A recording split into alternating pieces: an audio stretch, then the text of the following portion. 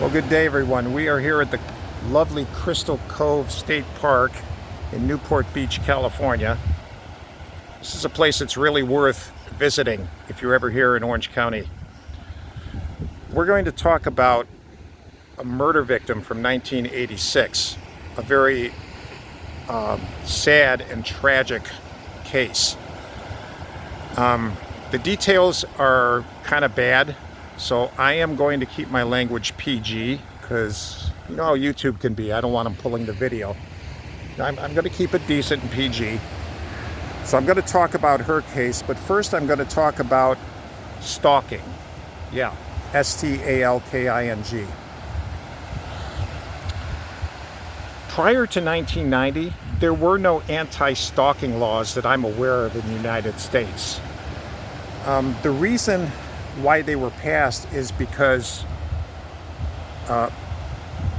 people were getting killed by their stalkers, and police would not and actually could not do anything about it.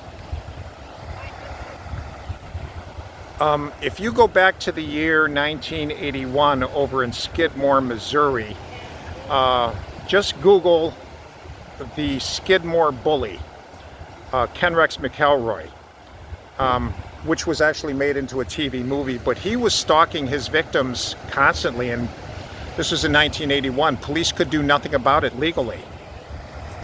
Now, in 1990, the reason why California passed the first anti-stalking statute, the first of its kind in the United States, was immediately and directly because of the death of actress Rebecca Schaeffer on July 18th, 1989.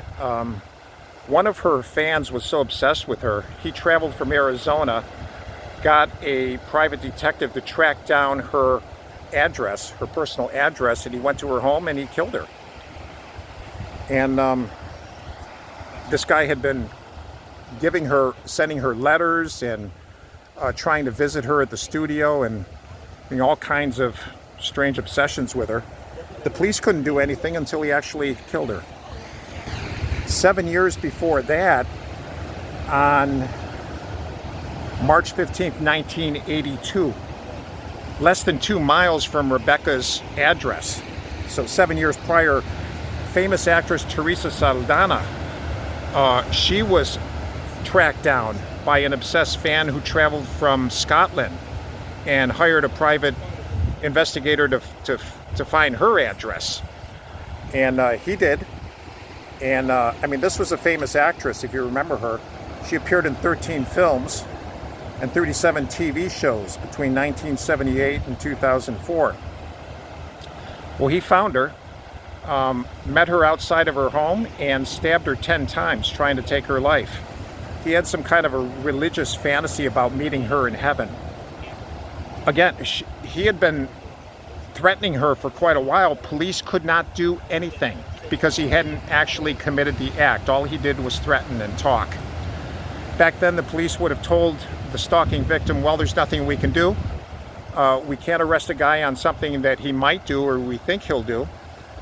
That's changed. Unfortunately, it took...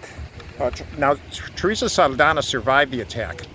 She miraculously survived and did a movie about it, starring herself as the victim, which, wow, talk about brave. Theresa Saldana is one actress that I strongly admire. She died in 2016 of pneumonia, but I mean, she lived 61 years. And she actually survived this brutal attack. Poor Rebecca Schaeffer did not. She died at the scene. So anti-stalking laws were finally passed in California in 1990, and since then all states of the union have followed suit, and even the federal government has made it illegal to cross state lines to commit stalking. So things have changed for the better. Unfortunately, it took some tragedies. Now, let's go to our case here. This young girl who was attending local Saddleback Valley College here in Mission Viejo, just not far from here. She's 23 years old. She wasn't a typical stalking case where the predator stalker may be watching the victim for days, weeks, months, or even years. No, this particular murder was kind of spontaneous and off the cuff. But he basically, this guy basically found his victim by chance, by accident, one night at 1 a.m. in the morning, after Robbin Brandley had left a concert at the college, and this Marine, his name was Andrew Urdiales. He served in the Gulf War, but in 1986 he had been apparently got really angry at some fellow Marines over at Camp Pendleton Base, so he decided to drive an hour north and found young Robbin in the parking lot of Saddleback and just took out his rage on her. It's not that he was stalking her, but I mean, he was just as predatory as any of the stalkers that, you know, we can think about in any other case. Now, he was tried and convicted and sent to San Quentin prison, where in 2018 the slime ball finally committed suicide, which I'm not grieving about. But Robbin's ashes are here in the ocean somewhere. Her family scattered. She has no grave, she has no marker that I was able to find. So after her death in 1986, the family scattered her ashes. So rest in peace, young Robbin. But it leads me to a question. What makes stalkers do what they do? There have been entire books written about their psychology and what motivates them, what makes them tick. My own belief is that they have a religious, they're committing idolatry. They have a religious reason for doing it, a spiritual reason. When you attain celebrity status, when you're even an actor of moderate status, you suddenly attain mystical status just because your face and your voice are on TV. And for some reason, I mean, people have been attracted to actors for many centuries. I know that I read somewhere that John Wilkes Booth, the actor that shot Lincoln, he used to be stared at and sometimes followed in public because people recognized him as a great stage actor.